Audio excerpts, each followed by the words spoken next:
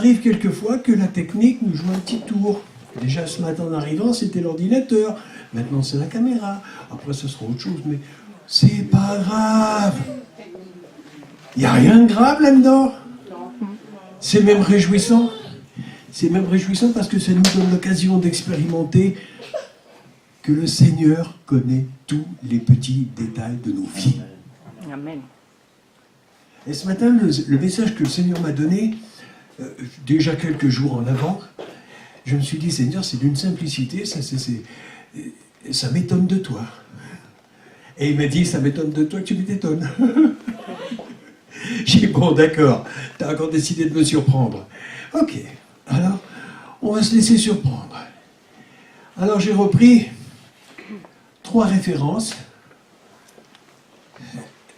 Je n'ai rarement entendu, quelquefois quand même, mais assez rarement, des prédicateurs, des pasteurs,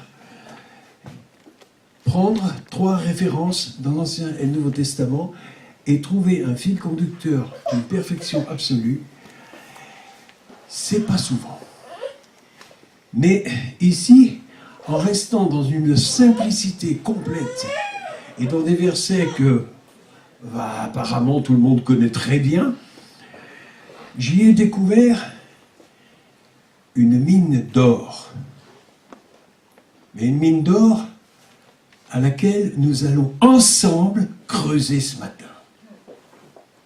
Parce que nous allons passer à l'action après avoir relu ces 3 versets. Ces 3 versets vont nous pousser dans une action.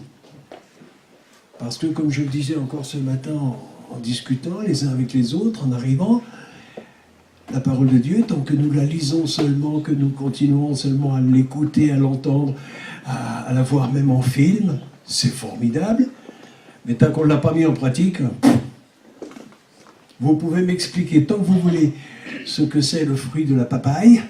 Si je ne l'ai pas moi-même goûté, je ne saurais jamais ce que c'est, à quoi ça ressemble.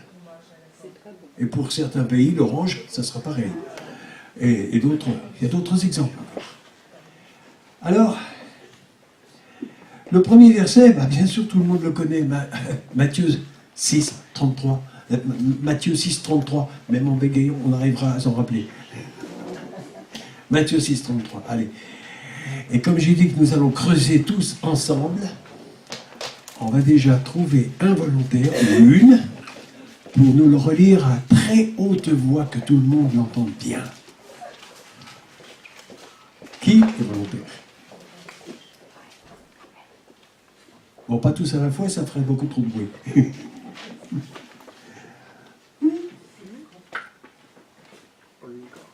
J'écoute.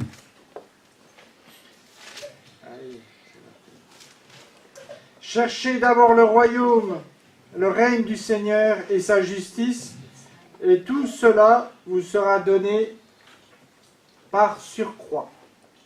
Amen. Amen. Alors ce verset-là, je me suis dit, mais Seigneur, comment faire pour le mettre en pratique?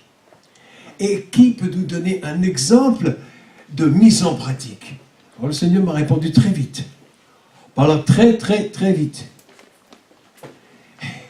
Il est retourné très loin derrière. Vous vous souvenez bien sûr qui a prononcé ces mots? C'est Jésus. Jésus, fils de David. Ok?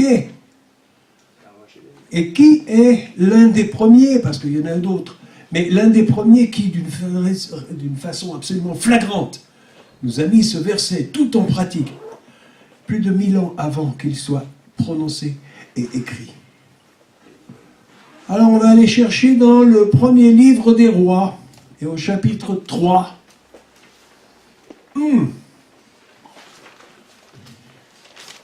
Là j'ai été foudroyé sur place. Je suis là, Seigneur, tu m'as eu là. Oui, en voilà un qui effectivement l'avait bien mis en pratique. Maintenant, Éternel, dit Salomon, fils de David, au moment où il sait, il apprend qu'il va être couronné roi d'Israël. Et bien sûr, quand on étudie un petit peu les Écritures, on revoit le contexte et on sait qu'il était tout jeune. Ce n'était qu'un enfant. Mais il venait en succession et il était couronné roi. Ok, c'était la tradition à l'époque. On ne fait plus ça maintenant. On fait des élections, c'est plus compliqué. Maintenant, Éternel, mon Dieu, c'est toi qui as établi ton serviteur, c'est-à-dire Salomon, roi, à la place de mon père David. Et moi, je ne suis qu'un petit jeune homme. Je ne suis pas gouverné. Oh, quelle simplicité. Ton serviteur est au milieu de ton peuple, celui que tu as choisi, peuple nombreux, qui ne peut être ni évalué ni compté à cause de son grand nombre. Accorde donc à ton serviteur un cœur attentif pour gouverner son peuple, pour discerner le bien du mal. Car qui pourrait gouverner ton peuple, ce peuple si important? Cette demande formulée par Salomon plut au Seigneur. Le Seigneur était dans la joie d'entendre cette prière. Salomon lui demandait seulement la sagesse pour gouverner le royaume de Dieu dans la justice, mise en pratique immédiate. C'est surprenant. On n'a pas tendance à chercher des parallèles comme ça d'un verset à un autre aussi loin. Cette demande plut au Seigneur. Alors Dieu lui dit, puisque c'est là ce que tu demandes, et que tu ne demandes pas pour toi-même une longue vie, et que tu ne demandes pas non plus la richesse, et que tu as demandé, et que tu ne demandes pas la mort de tes ennemis, ça fait beaucoup de choses, ça. Beaucoup de choses qu'il aurait pu demander. En tant que roi, il avait des droits et des pouvoirs. Non, c'est pas ça qu'il cherche. Puisque tu ne demandes pour toi que l'intelligence, afin d'être attentif au droit, alors j'agirai selon ta parole, et je te donnerai un cœur sage et intelligent, de telle sorte qu'il n'y aura eu avant toi, et qu'il n'y aura même après toi, personne de semblable à toi. Là, c'est surprenant encore. Le Seigneur va lui accorder quelque chose de plus grand que ce qu'il a demandé. Bien plus grand. Je te donnerai en outre, par-dessus tout, le final du verset de Matthieu. Par-dessus tout, je te donnerai en outre ce que tu n'as pas demandé, aussi bien la richesse que la gloire, de telle sorte qu'il n'y aura pendant toute ta vie aucun homme parmi les rois qui soit semblable à toi. Et si tu marches dans mes voies, en observant mes prescriptions et mes commandements, comme a marché ton père, David, je prolongerai tes jours. Salomon en demande gros comme ça, et c'est déjà gros. Quand je dis bien gros, comme ça, aux yeux, c'est pas très gros, mais pour Dieu, c'est quand même important. Toute la sagesse qu'il lui a donnée. Mais lui, il lui donne encore plus. Je pourrais dire, en paraphrasant un peu, notre ami Salomon, il a demandé un petit pain, peut-être un petit croissant en plus aussi. Et le Seigneur, il a donné la boulangerie avec. Et le boulanger en plus. Et le stock de farine. Et les champs de blé. Et tout le reste. Wow. Alors je vais un petit peu plus loin et je dis, mais Seigneur, qu'est-ce que tu as en plus à me dire là? Et il me dit, attends, rappelle-toi, il n'y a pas longtemps, tu as cité un autre verset qui se rapproche de très près de tout ça. C'est dans Ésaïe 55, versets 8 et 9.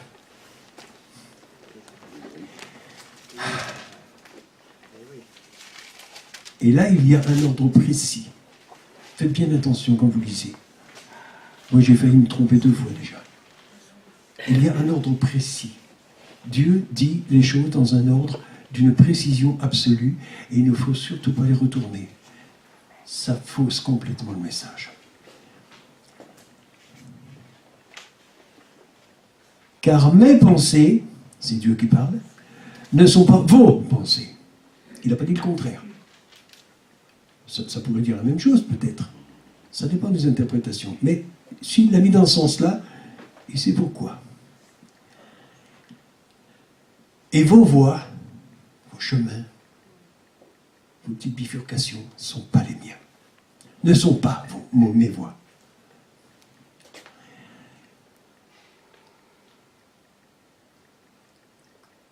Autant les cieux sont élevés au-dessus de la terre. Là, je méditais en lisant ce texte, je dis au-dessus de la terre. Enfin, pour nous qui sommes ici en France, c'est au-dessus de la terre, là-haut dans le ciel. Pour les Chinois, c'est de l'autre côté. Mais c'est toujours aussi loin. Parce que le bout, on ne l'a jamais trouvé. Hein. Ils ont balancé des fusées, des satellites et compagnie et des sondes. Ils ne sont pas arrivés au bout. Hein. Ils ne sont pas demain la veille. Autant les cieux sont éloignés de la terre, autant mes pensées sont éloignées des vôtres. Et mes voix éloignées des vôtres. Différentes, lointaines. J'ai dit, mais alors Seigneur, comment atteindre tes pensées et tes voix? Et quand tu nous dis dans l'Évangile que nous devons, par la bouche de l'apôtre Paul, avoir les pensées de Christ en nous. Elles sont tellement loin, comment on va faire? Comment va-t-on faire? Alors je réfléchis encore un peu. Et je dis, mais Seigneur, si tu me demandes de mettre en pratique toutes ces paroles, c'est que je dois être convaincu déjà que c'est une vérité absolue. Je le sais pour moi. Vous le savez aussi? Amen. Amen. Amen. J'ai entendu qu'un ou deux amen. Ah, bon. Mais excusez-moi, j'ai une oreille qui ne fonctionne plus du tout, l'autre qui fonctionne encore un petit peu, alors j'entends pas tout très bien. Il faut travailler un peu plus fort pour que j'entende bien. Mais vous affolez pas, même en silence, le Seigneur a tout entendu. Alors, je me suis dit, mais Seigneur, à quoi on va aboutir avec ces 3 versets? Eh bien, à ceci tout simplement. J'ai dit au début que nous devons mettre en pratique, passer à l'action. Ok. Eh bien, nous allons ensemble passer à l'action. Ensemble, ici, présents ce matin à Colmar, et aussi de l'autre côté de la caméra, pour ceux qui vont voir la vidéo. Vous pouvez aussi, chez vous, passer à l'action. Passer à l'action, c'est simplement dire, Seigneur, ok, ce que j'ai demandé dans mes prières jusqu'à maintenant, je t'en demandais grand comme ça, et tu m'en as donné grand comme ça. Je t'ai demandé la guérison d'un frère ou d'une sœur. Et toi, tu m'offres non seulement sa guérison, mais la conversion de toute sa famille. Et des milliers de personnes qui, par la suite, vont entendre parler de cette guérison et vont venir jusqu'à toi. Il faut commencer à avoir, frères et sœurs, la vue un peu plus lointaine. Le bout du nez, il n'est pas très loin quand même. Il faut aller plus loin, beaucoup plus loin. Je prends par exemple cette affiche qui est au mur ici, France. Que voyons-nous? Une affiche sur un mur, marquée France. C'est tout. Moi, si je regarde bien et attentivement, je vois un imprimeur, je vois des ouvriers, je vois un banquier qui a financé derrière pour que ça se fasse en très grande quantité. Vous voyez jusqu'où on va? Si je rentre dans mon appartement, que je regarde un mur, je regarde la tapisserie, je me rappelle, c'est moi qui l'ai collé. Donc je me vois encore le coller. Je vois plus loin. Mais je vois aussi ceux qui l'ont fabriqué.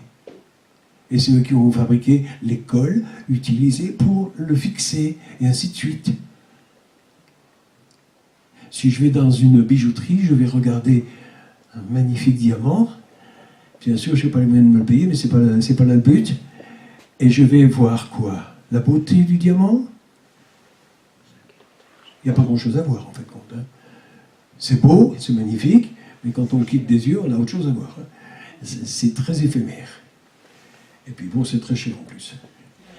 Mais par contre, si je regarde attentivement dans quel pays on a été le chercher, et combien de vies humaines ont été sacrifiées pour aller le ramener jusqu'à nous, et combien de milliers de dollars, ou de francs, ou d'euros ont été dépensés pour qu'ils viennent jusque-là, et dépenseront encore. Il y a quantité de choses à voir beaucoup plus loin. Et là, le Seigneur, vous ne comprenez peut-être pas tout de suite le rapport avec ce message. Mais je vous le dis, le rapport, il est simple, très simple. Quand Dieu dit dans sa parole de chercher d'abord son royaume, son règne, il veut parler de son règne dans ma vie. Cherchons premièrement, avant toute autre chose. On laisse tout de côté. C'est douloureux des fois. Il y a des choses très importantes qui nous paraissent tellement urgentes. Eh bien non. Plus urgent encore, chercher le règne de Dieu par sa parole et par son esprit en nous, dans nos vies quotidiennes. À partir de là, il y a autre chose qui va se passer. Et sa justice, que tout ce que je dis, tout ce que je fais, tout ce que je pense, toutes mes actions, toutes mes paroles soient selon la parole de Dieu, dans la justice de Dieu. C'est un sacré beau programme aussi, hein? Et à partir de là, tout le reste, Seigneur Jésus, tout le reste, les guérisons, les délivrances, les guérisons de toute maladie, un mot précieux dans l'Écriture et dans la vie de Jésus, toutes. Il guérissait toutes les maladies, il guérissait tous les malades, en tout lieu et en tout temps, et il le fait encore aujourd'hui. Amen. On veut bien le croire. Amen. On le croit fermement. On en est même sûr. Et bien tellement sûr qu'on sortira d'ici et on laissera nos maladies sur les sièges. On les laisse là. Vous affolez pas, il y a quelqu'un qui fera le ménage. Je crois que c'est moi et ma femme cette semaine. Et on va tout évacuer. Hein. On a ce qu'il faut. Hein. Mais chacun repartira avec un cœur et un corps et une âme neuf. Du neuf total. Parce qu'il est temps de passer à l'action. Il est temps de dire maintenant, Seigneur, j'en ai assez dit. Il n'y a plus rien à dire, il y a tout à faire. Il y a tout à faire. Et il y a tellement à faire. De prier, d'intercéder pour Jean-Luc Traxel qui a eu un blocage des cervicales. Pour Moussa Koné qui a été mis en prison injustement, tout le monde le sait. Même ceux qui l'ont mis dedans, ils le savent. Mais je connais mon petit frère Moussa. Je le connais bien. Ah oui, et je sais que lui, il ne va pas se laisser démonter comme ça. Et ce n'est pas à coup d'argument, à coup de prédication qu'il va s'en sortir. Non. C'est par une prière, une force de prière. Et la force de se laisser porter par la prière que nous avons formulée ce matin et que des centaines de milliers de personnes sont en train de formuler ce matin encore. Dès l'instant où mon frère Freddy Coster m'a envoyé un message pour m'avertir de ce qui s'était passé, de l'urgence de l'intercession, j'ai réagi immédiatement, j'ai rebalancé sur le Facebook, sur d'autres messages, sur d'autres messageries, et encore ici, mon frère Paul l'a fait ce matin, et je sais que maintenant, il y a une église entière qui prie. Que s'est-il passé dans les actes des apôtres? Pierre et Silas en prison, au fond de la fosse, hein, avec des gardiens partout. Hein? Ok, qu'est-ce qui s'est passé? La terre a tremblé. Ah, et dans la prison, là-bas, en Côte d'Ivoire, je suis sûr que ce matin, elle a dû trembler sec. Et que les gardiens ont commencé à réfléchir. Oh, on ne s'est pas attaqué au petit Moussa, on s'est attaqué à son Dieu. Et ça va nous coûter cher. Ça va être cher la facture. Ouais. Parce que nous avons affaire à un Dieu qui ne se laisse pas abattre et qui ne laisse pas ses serviteurs tomber. Alors ce matin, pour terminer, parce qu'il faut toujours terminer quelque part, hein. Mais en fait, c'est pas pour terminer, c'est plutôt pour commencer. Hein. On va commencer une action. On va prier. Mais prier très fort, de toutes nos entrailles. Et on va dire maintenant, Seigneur, ce que je vais te demander, je te l'ai déjà demandé. Plusieurs fois. Et depuis longtemps. Mais ce matin, nouveauté, je vais te le déposer sur la table, Seigneur. Et je n'attends plus seulement ça, mais tout le reste. Et dans les jours qui viennent, j'attends, moi, Michel Rolls, celui qui parle, votre frère qui vous parle, j'attends d'entendre. Non, de l'autre côté, celle-là ne marche plus. D'entendre, avec précision, des témoignages de choses magnifiques qui se sont passées. Alors, plusieurs parmi vous n'étaient pas là dimanche dernier. Je vais donc clôturer, avant qu'on mette un petit peu de musique. Je vais répéter quelque chose que beaucoup n'ont pas entendu, un témoignage personnel.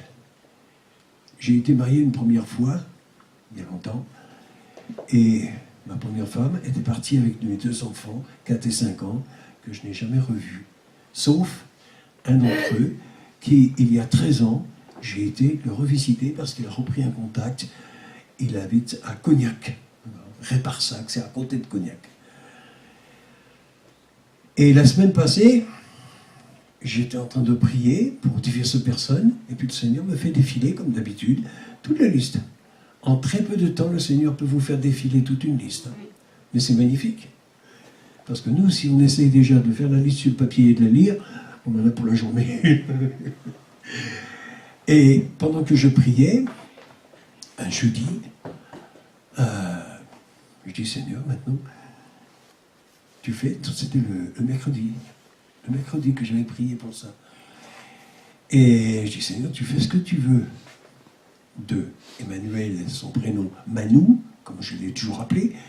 Pour Manou, tu fais ce que tu veux, mais là où il est, tu le bénis. Et tu le sauves, et tu le protèges. Je ne sais plus ce qu'il devient. Depuis 13 ans, je ne sais plus. Je sais qu'il avait une boulangerie là-bas. Il était très bien situé, très bien placé.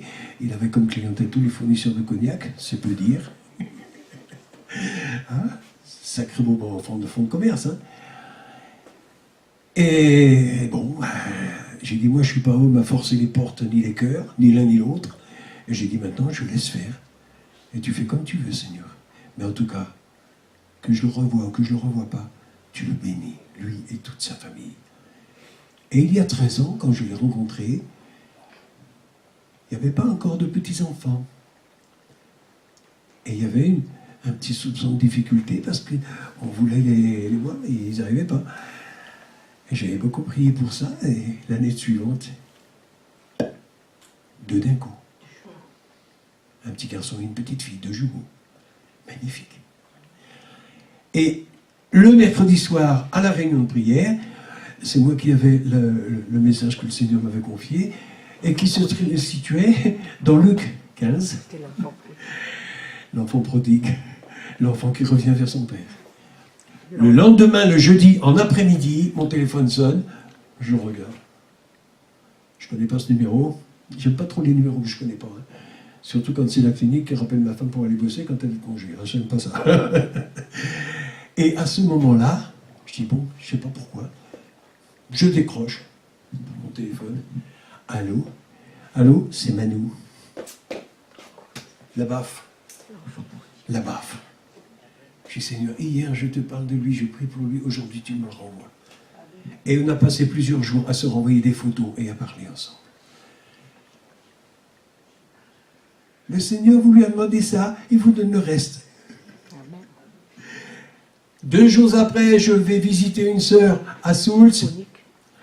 Son fils a 2 enfants. Il y en a un qui l'a perdu de vue depuis 4 ans. Et la sœur nous dit, on vient de découvrir par personne interposée que de Bordeaux, qu'il avait disparu, il a atterri à Roufac où il travaille dans un magasin, dans une affaire. Ah, retour. Il y a quelle coïncidence. Un mois avant, j'avais un vieil ami dont j'avais fait connaissance à Mulhouse, où on l'invitait à l'époque, au début où on se connaissait, ça remonte à plus de 30 ans. Et on faisait de la radio amateur et on avait un indicatif UK. C'était son indicatif, moi j'en avais un autre. Et je retrouve un code informatique où il y avait UK en majuscule. Ça me fait penser à ce gars-là, Dominique. Je dis tiens, Seigneur, oui, c'est pourtant vrai. Je me rappelle de lui. Je ne sais pas ce qu'il fait maintenant, je ne sais pas ce qu'il est devenu, mais tu t'occupes aussi de lui. Le lendemain, c'est lui qui me téléphone de Normandie.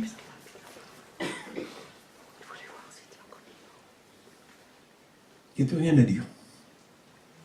Le Seigneur fait à son rythme à lui, en son temps, en son lieu, et il fait bien.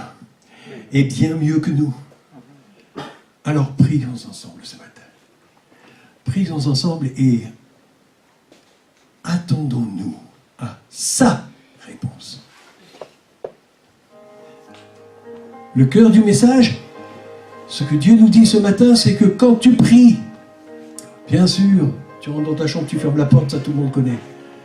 Mais en plus, il nous dit, quand tu pries, quand tu apportes ta prière, n'attends pas une réponse précise selon ton raisonnement, selon ton attente, selon tes intérêts. Attends-toi à ma réponse. Et tu verras que ma réponse, elle est disproportionnée au-delà de ce que tu peux imaginer. Et la parole nous le dit dans les Éphésiens aussi. Il nous répond au-delà de ce que l'on peut penser et imaginer. Nos pensées ne sont pas, nos chemins, nos cheminements, nos raisonnements ne sont pas du tout les siens. Cessons d'attendre de lui une réponse conforme à nos prières. Et laissons en plus son esprit nous inspirer nos prières. Parce que souvent, on ne sait pas comment dire, on ne sait pas comment faire, on ne sait pas... Et la parole nous le dit aussi, le Saint-Esprit vient à notre secours quand nous ne savons pas quoi lui présenter. Et lui nous souffle, il nous montre les yeux fermés, il nous montre un visage. Ou il nous fait retrouver une vieille lettre qui traîne dans un tiroir avec le nom et le prénom d'une personne qu'on avait complètement oubliée. Ah, oui. Mais le Saint-Esprit agit d'une façon concrète, précise. Alors, pour ceux qui n'avaient pas encore essayé, essayez. Tournez-vous vers Dieu, là où vous êtes maintenant. Tournez-vous vers lui, fermez vos yeux simplement, et que les yeux de vos cœurs soient ouverts dans sa direction. Et dites-lui, Seigneur, je ne sais pas pourquoi, je ne sais pas comment, je ne sais pas par où commencer, mais toi tu sais. Si tu l'as fait pour lui, si tu l'as fait pour beaucoup d'autres, tu peux le faire pour moi aussi. Pour une maladie, pour un problème financier, pour un problème de ménage, pour une mésentente quelque part avec la belle-mère, ça arrive à tout le monde. Hein, pour n'importe quel sujet, faites-lui confiance. Il agira. Il agira. Seigneur, merci. Encore merci. Toujours merci. Parce que tu es puissant. Puissant au-delà de ce qu'on peut penser, croire, imaginer. Pardonne-nous nos doutes. Pardonne-nous nos incrédulités. Pardonne-nous nos hésitations. Pardonne-nous, Seigneur, quand nous disons « Je te demande ça, mais je ne suis pas très sûr que ça peut... » Est-ce vraiment dans ta volonté? Ta volonté, elle est là dans ta parole, Seigneur. Et tu nous l'as donné ce matin, ta volonté. Alors, pour chacun et chacune ici dans cette salle déjà, et pour chacun et chacune devant cette vidéo, viens visiter nos cœurs. Inspire-nous une prière. Inspire-nous une demande, une requête. Simple ou compliqué, peu importe. Pour toi, rien n'est compliqué. Viens et donne toi-même. Viens et donne toi-même la santé, la guérison, la délivrance. La délivrance de tout souci, de tout problème. Alors pour ici, ce matin à Colmar, déposons déposons tous nos soucis, tous nos problèmes, quels qu'ils soient, n'importe lequel, petit ou grand, peu importe. Depuis longtemps, depuis si longtemps, j'avais ce fardeau. Seigneur, je te le donne. Depuis longtemps, pour ma part, Seigneur, j'avais ce fardeau pour mes enfants. Je te le donne. Tu m'as reconfié Manu. Il me manque encore Michael. Prends soin de lui. Bénis-le. Et tous les petits enfants, bénis-les. Ces joyaux que tu as accordés. Donne, Seigneur. Tu as décidé de donner aujourd'hui. Dans les temps que nous sommes, tu as décidé de donner et de donner et de donner encore. Et tu nous appelles à accueillir, accueillir, accueillir, recevoir. Alors mes frères, mes sœurs, mes amis, accueillez, accueillez ce matin dans le nom de Jésus ce que le Père a en réserve pour vous.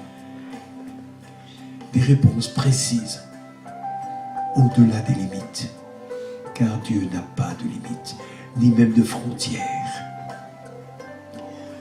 J'ai des frères et des sœurs pour lesquels je prie souvent et avec lesquels je suis en contact dans plusieurs points de la France. Mais je sais qu'il y en a d'autres à l'étranger, dans d'autres pays, partout. Et je sais qu'il y a des frères et des sœurs en Libye, en Syrie, en Irak, qui, eux, souffrent beaucoup plus que nous et qui sont en train de prier, eux aussi, d'intercéder pour nous, ici, pour que l'Église de France se relève, se réveille et prenne la victoire jusqu'au bout. Allons jusqu'au bout. Allons jusqu'au bout avec toi, Jésus.